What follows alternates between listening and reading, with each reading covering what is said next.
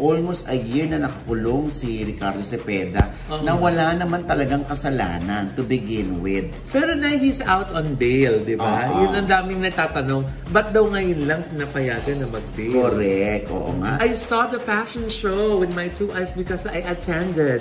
I was invited, parang ganon. So pinalalabas ni Heart na nang-angkin ng ibang video si Pia? Yun ba yun, Mama Loy? Bakit daw si AJ Obiena ang kinuha? Dapat lang daw na si AJ kasi ang bumibili raw ng Milo kay AJ ay ang kanyang nanay, hindi naman ang kanyang girlfriend. At saka si Aiko, walang record ng corruption dahil tatampalin ko siya ng paa. Huwag siyang gagaya doon sa iba, no? Ito, OJ, parang may pinariringgan ka. Hello mga ka-ate! Ito po ang inyong mga halip. Ito po si Mama Loy!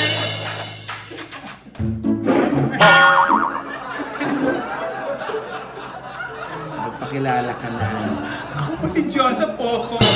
Na may kausap kong lalaki. Doon siya kanina pa. Dahil nga nagpapagising ako, anong oras na dito? Kailangan ko magtawag ng mga lalaki para magising yung diwa. Ay, pampagising pala yun. Oo. Tapos gustong bumili ng kotse, wala namang ipon. Ay, nako eh. Oo. At ito naman po si Papa Osing Oti Diaz. Ano pa nga ba? Ang lagi niyong inihirit sa amin. Ay! Inisita mo na! Dali! Parang lahat nakausap niya yung sinasabi niya, no? Ikaw lang ang gusto ko dyan. Anong gawa mo? Hintayin mo ko, ha? Ha? Mag-withdraw lang ako sa ATM. Ayun. Oo nga, isusulisit na naman. Ano ba yun? Pag babae ang nagsisiligit, wala kang pera. Pag lalaki, ginagawan mo ng paraan. Paano nyo nalaman, Tito OG? Sa akin ka nanghihirap. Tsaka kakarinig lang namin, no? Oo. Lakas-lakas ang bunganga. Akala ko may mga kausap kayo dyan at pinakapakinggan niyo pala ako.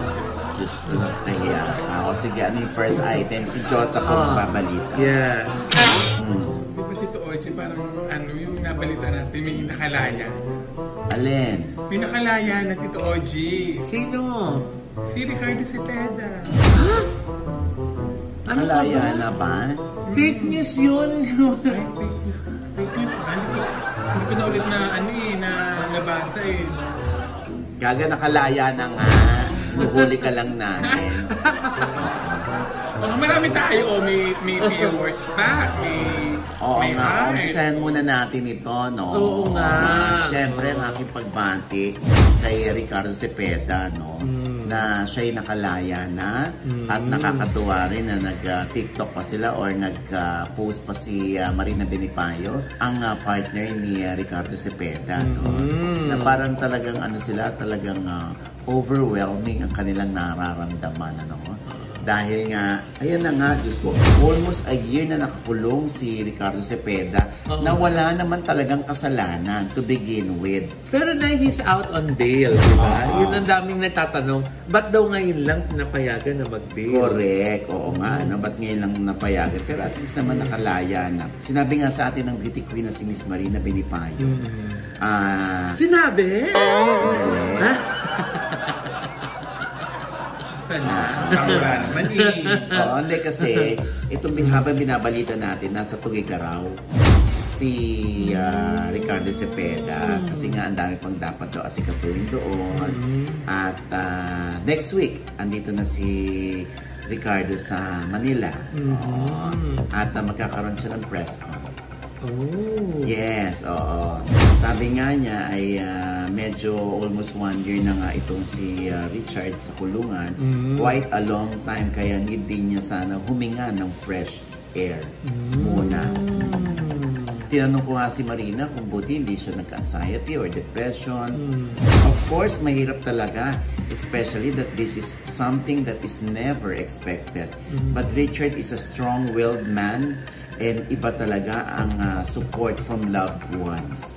So, hindi naman napunta sa ganon, sa depression. I visited him almost every week since he transferred here in Tugigaraw. So, sa Tugigaraw siya na kulong. We had each other to hold on to, and of course, God the whole way. Malaking bagay daw talaga yung nagkakasama sila every chance na meron sila. So tinanong ko kung doon na ba sila sa Tuguegarao nakatira. Sabi ni Marina, nope, lumilipad ako dito every time. Ubos ang budget, pero mahal ko siya eh. Nakakatuwa. Oo naman. Nag-online selling nga ng mga bags si Marina eh. Diba? Talagang marangal na hanap buhay. No? Gumagawa ng paraan. Sabi nga niya, but now, naman, it's all worth it. At natutuwa sila dahil maraming tumulong daw kay Richard habang nandun siya sa Tuguegarao. So, tinanong ko rin si Marina kung aapila ba sila. Sabi naman niya, wala namang iaapila. From Richard's lawyer, Attorney Jason Calagi, the cases filed in Apari were dismissed. In the Cagayan cases, the court granted Ricardo's petition for bail because the evidence is not strong. After posting bail, the court issued an order for the release of Cepeda, provisional or temporary liberty. And when you say provisional, ang sabi, tuloy ang remaining hearings, but Richard doesn't have to attend anymore. Kasi nga, the evidence presented is not strong. Meaning, walang clear-cut evidence. O sa mga hindi nakakaalam dyan, ano nga ba Tito Ogie yung kaso ni Ricardo? Ay nga, Nay. Siya po ay na-charge ng syndicated estafa. Okay. Pero, yun yung sinasabi, hindi siya parte ng sales company na dinidemanda ng mga nagkahabla. Okay. Kasi brand ambassador lang siya. Oo nga. Pero nadamay nga po siya. Parang yung company kasi nila is an investment company eh. Parang may investment scheme. Kaya siguro, dahil pera yung involved, kaya medyo talaga, mahirap talagang pasukin talaga minsan yung mga investment companies, no? Pero hindi naman pinasok ni Richard Cepeda eh. Oo, endorser lang naman siya or brand ambassador. Anyway, magandang balita yan, lalo na sa showbiz kasi talagang kilala na tahimik, humble si Richard Cepeda. Lalo na, mag-celebrate siya ng kanyang birthday. Kaya napakaganda yung regalo nito. Sa October 11. Wow! Ilan taon na si Richard? 16 na siya. Wow! Senior na. Diba? Pero gwapo pa din. Diba? Saka alam mo, nakita natin yung video nang sumasayaw sila. Hindi napabayaan at hindi naman nalaglag ang mukha ni Richard. No? Oo. Tama naman yung sinabi ni Marina na buti na lamang daw at hindi inapuntahan ng depression si Richard Cepeda. At sana tuluyan na matapos yung kaso. No? Oo, wala namang lalo na yung mga nagdemanda. Dapat ang bigyan nila ng pansin o tuunan nila ng pansin or kasuhan yung may-ari ng company kung nagkasalaman sa kanila. Huwag yung nag-e-endorse lang, Pati tuloy ako natatakot na mag-endorse. So, ba't ka matatakot? Unang-una, hindi ka dapat matakot. Dahil wala naman talagang nag-aalok sa'yo. Sabagay, tama nga naman. Wala naman nag-offer. Manager mo yan nagsasalita, Paano naman mag-aalok ng wholesome na produkto dyan? Lagi may kasamang baget. Next episode na tayo. Ano next episode? Gusto mo nang tapusin agad tong episode na to? Next item. Halatang natarantanay. Ano nga yung next item natin? Ay, eto na nga na yung nakakataranta. Kasi nga, itong mga netizens, meron na namang napansin. Mga matanglawin talaga. Bakit?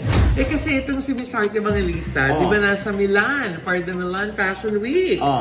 So ngayon, nagpo-post si Miss Art Evangelista ngayon ng mga reels niya na sinasabi nila, uy, parang si Pia Wurtzbach yung pinapasaringan dun sa mga posa. Dahil nga, di ba, naibalita natin na nakaraang episode natin na may mga netizens na nagsasabi na parang hindi naman daw yata talaga nakapunta si Pia Wurtzbach dun sa isang fashion show. Na nagdududa sila kung invited ba or hindi. Dahil nga, yung invitation parang iba. Tapos nag-repost ng video na hindi naman siya yung kumuha. Sino nag-repost ng video? Si Pia Wurtzbach. So ngayon, pag nagpo-post si Miss Art Evangelista, laging may credit to herself. Laging video by me, video by myself, ganon. So Mama Lu, anong gusto palabasin ni Heart doon? Kinecredit niya yung sarili niya. So parang sinasabi niya na I was here, parang ganon. I saw the fashion show with my 2 eyes because I attended. I was invited, parang ganon. So pinalalabas ni Heart na ang kinaibang video si Pia? Yun ba yun, Mama Loy? Wala naman siyang sinabi na Pia works back. So ikaw may sinabi? Wala rin ako sinabi. Parang ngayon ang gusto mo sabihin, Mama Loy. Wala akong sinabi. Ikinuhento ko lang yung mga sinasabi ng netizens. Parang yun ang gusto mong palabasin. Kaya ang dating sa aming gayon. Rewind nyo nga.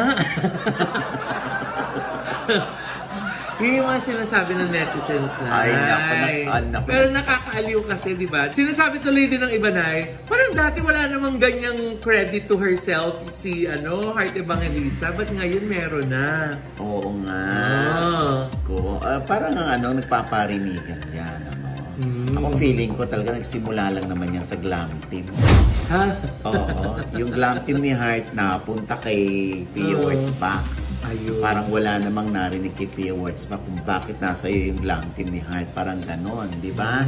Oo. Alam mo maganda rito, Loy, mag-usap si Pia at si Heart. Para wala na yung mga parunggitan ganyan, parinigan ng ganyan, di ba? Oo nga. You should be a bigger person. What? You should be a bigger person. Huh? She didn't like it. She didn't like it. Wala, lagot ka. Ikaw naman babas. Wala kami sinasabi, ha? In English ko lang yung baka hindi nagustuhan ni Heart yung mga ganung pagkuha ng video. Ay, naku. Anyway, ayan. Ako napunta tuloy tayo sa politics. Ha? Oo. Dapat ganun mag-usap sila, no? Para wala ng mga parinigan ganyan. Tapos pakitaan pa ng imbitasyon. Oo. Diba, na-invited ako kasi ito yung invitation ko. And it's not edited. Meron din ganun sinabi si Miss Heart na it's not edited. Oh my God. Ito bang si Marian Rivera invited? Ay, oo. O ano ba itong kwento kay Marian? Kasi nga, nasa Milan din si Miss Marian Rivera Nay. Dahil siya ngayong brand ambassador ng Kiko Milano Cosmetics, yung high-end na cosmetic brand sa Italy. Sikat yan doon sa Italy. At naimbitahan nga siya kasi magkakaroon din ng show sa Milan Fashion Week ang Kiko Milano. So, invited si Marian at kasama niya syempre si Ding Dong Dantes. Nakakatuwa naman, kami rin ay pupunta ng Italy. Yes! Oo, pero hindi po kami invited siya. Ha? Ayaw na namin mag-ilusyon. Sa iba po kami invited. Atin lang kami ng kasal ng aming dalawang kaibigan. Yes. Si Jeremy Fabia at si Jennifer Santos. Ayan, mag-isang dip-dip na ang aming mga kaibigan sa Italy. Ay, no. Naiabutan kaya natin doon yung cast ng Incognito? Di ba nagsushoot din sila ngayon sa Italy? Ay, nako. Sana nga maano natin para magkaroon tayong special coverage. Di ba, no? Sino ba nandiyan sa Incognito? Ay, nako, syempre, andyan si Richard Gutierrez, si Daniel Padilla, si Baron Geisler, si Maris Racal, si Ian Veneracion, si Anthony Jennings. Yes! Ang dami. Lamang yan, At pag talagang, ayan na naman, di ba? Abangan na naman yan sa ABS-CBN. Yes! If it's from ABS-CBN, it must be good. Ay, ang taray. Parang sego. Ang luma. Anyway. Diba? Abang-abang na naman yan. Kasi meron namang out of the country na location, diba? Diba? Ayan. Siyempre, ito pang isa pang aabangan. Ano na? World's number 3. Paul Volter na si E.J. Obiena dahil nag-renew na siya sa Milo. Ayun na nga, na-intriga din yan. Bakit? Kasi sinasabi ng iba, bakit daw si Carlos Yulo walang paganyan? Ganon? Dalawang ginto yung nadala niya sa akin. Bakit din daw yung ibang mga bronze medalists, wala din daw doon? Siyempre, nahanap ng mga netizens. Bakit nga ba wala? Hindi lang naman si Carlos Yulo, anak ng Diyos. Meron ding dapat ginagawa ng incentive. Katulad ditong si EJ Obiena. Yung mga netizen, nakakaloka sila, di ba? Ginagawa talaga nila ng narrative. Bakit daw si Carlos Yulo hindi kinuha ng Milo? Bakit si EJ ang kinuha? Samantalang wala namang nakuha ang medal. Ang katwiran ng iba, ano daw, mahal na mahal daw ni EJ ang kanyang magulang. Ay, kasama yung mother niya dun sa sa contract signing. Oo. Kaya daw yun ang dahilan ng Milo.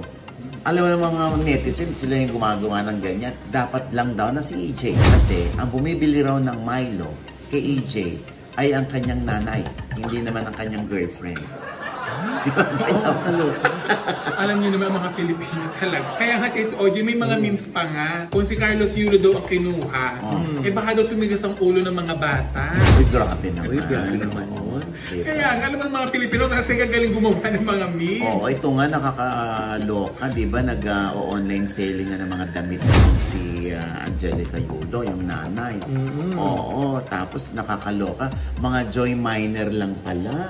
Ay? Mga bogus. Oo, naman ganon. Kaya nag-iba na sila ng mechanics. Ano na? Kailangan i-shoot na yung bayan.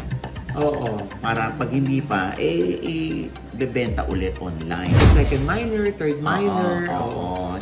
Kaya nga, di ba yung pagtitinda niya, nilalagyan na naman ang intriga ng iba. Na? Nako, nagpapaawa na naman yung pamilya ni Carlos, May mga ganon. Hayaan na natin kung nagbebenta yung nanay. Oo. Ang importante hindi nagnanakaw. Tito OJ, di kaya niya ang issue. Yung ninakaw daw ang savings niya na hindi niya nalalaman. Garni yun Garni. Ganire. Ang dami ko na rin nalalaman. Diyos ko, kakabasa ko ng mga bali-balita. Hindi, issue yun ni Carlos dati na wala raw paalam na kinuha yung pera niya ng nanay niya. Sinabi naman ng nanay na para din naman sa bahay yun, na bahay niya.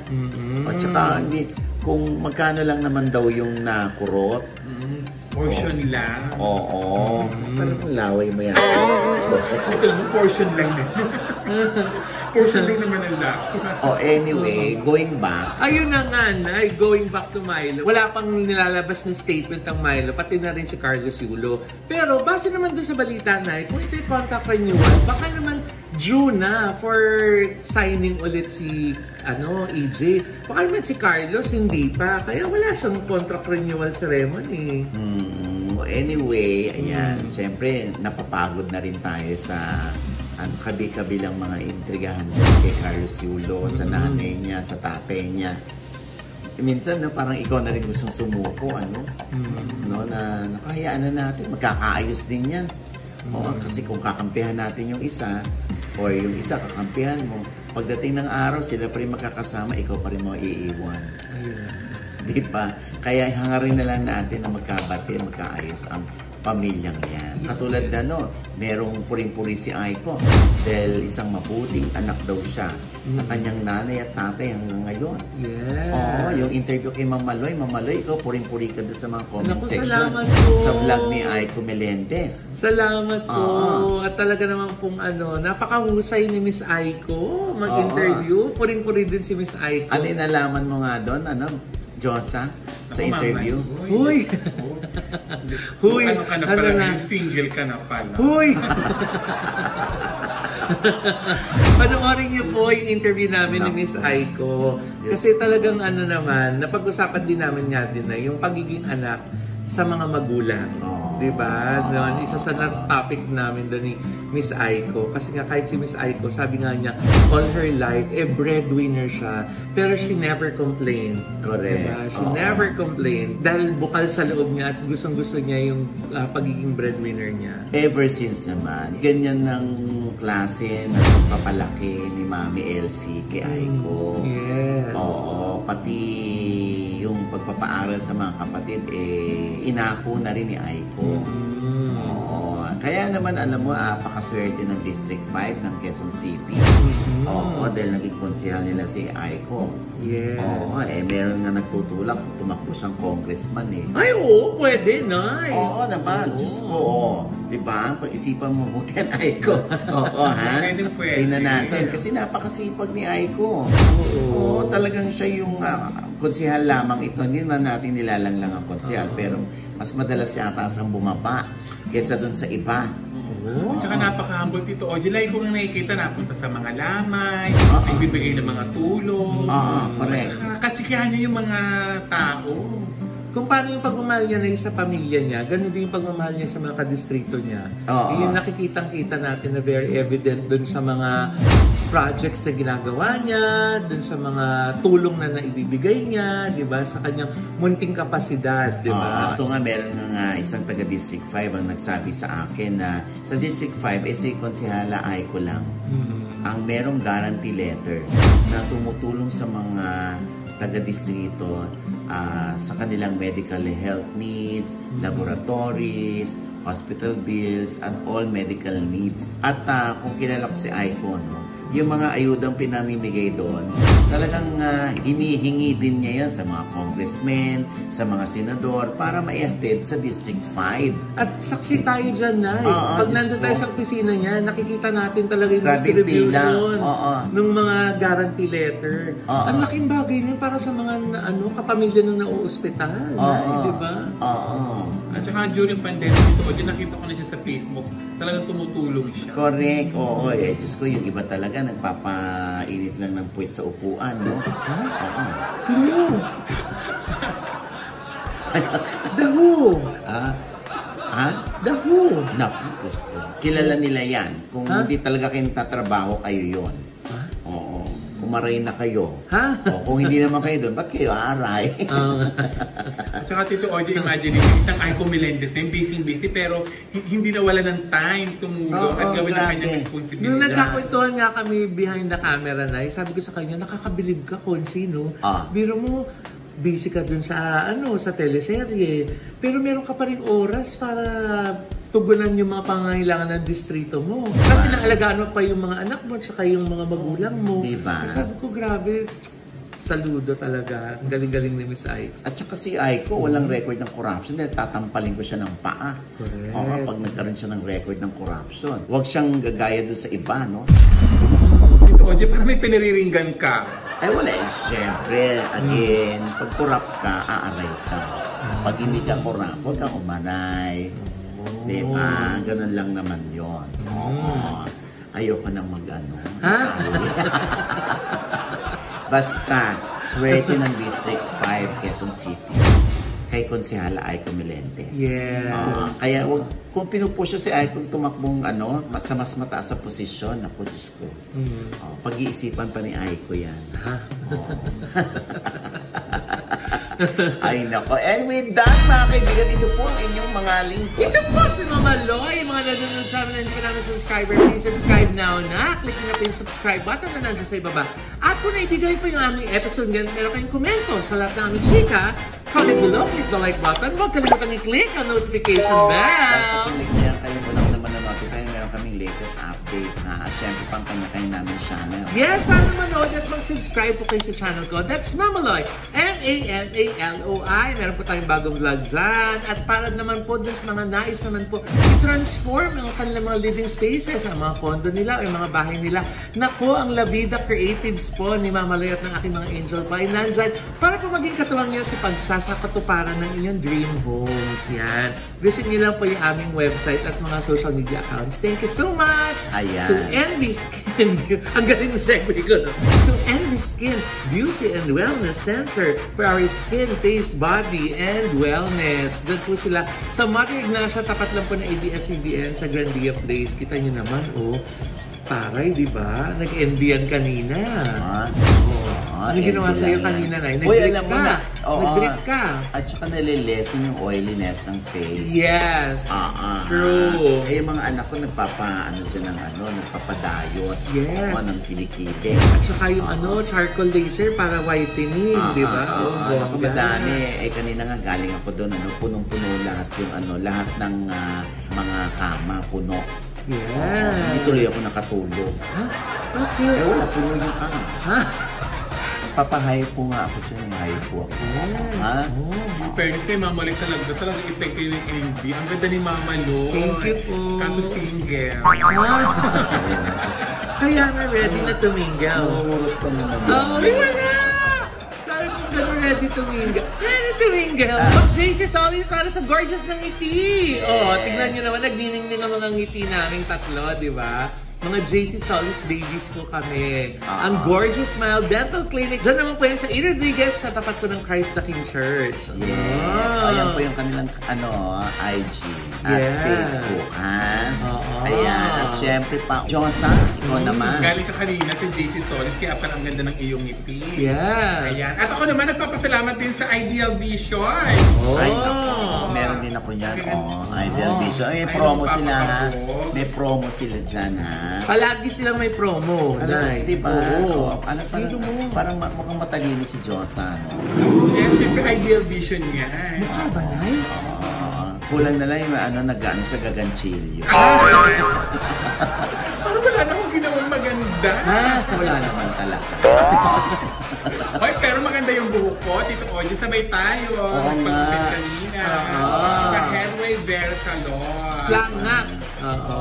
Diba? Ayan, Headway Vera Salon. Siyempre, pasalamatan ko din ang Deluxe Spa. Diyan lang sa may Scott Fernandez. Kaya, gusto na nakapagod maging maganda. Kaya, pag napapagod kayo, mag-spa lang kayo siya. Ang tara. Napapagod maging maganda. Kahit tinatapak-tapakan yung mukha. Anyway, ang akin naman panayam kay James Reid. Yes! Congratulations! 2 million views na! Maliit na bagay. Mukha naman. Oo, diyan masabi ko, ikaw nila ang talagang pinagkakatiwalaan. Parang lahat ng tao sa iyo gustong umamin. Patron ng pag-amin. Baka naman na. Ay, yung paamin na bakla ang Tito Oji. Ay, naku, ayan ha. Sa Oji Des Inspires lamang po, ha? At syempre, ito pa rin po ang inyong lingkod, Papa Oji Diaz, na lagi nagsasabi at nagpapaalala sa inyo na sa tuwing gigising po tayo tuwing umaga. Huwag na huwag po tayong makakalimot, ha? Na magpasalamat sa Panginoon dahil tayo kanyang ginising. Ibig sabihin, may mission pa rin po tayo sa buhay. Sabay sabing, every gising is a blessing! Mahaba ang lagi ng hinihil sa Chika mo na! Dali! Pero talagang yung nag-aantay kay Josa, Nay. Kaya nagmamadali kanina. Sige na, ano mo na yun? Ay, wala Tito Oji. Basta ang alam ko, dapat may party yung kay Mama Loy. Dapat napag-usapan yung vlog niya. Huy!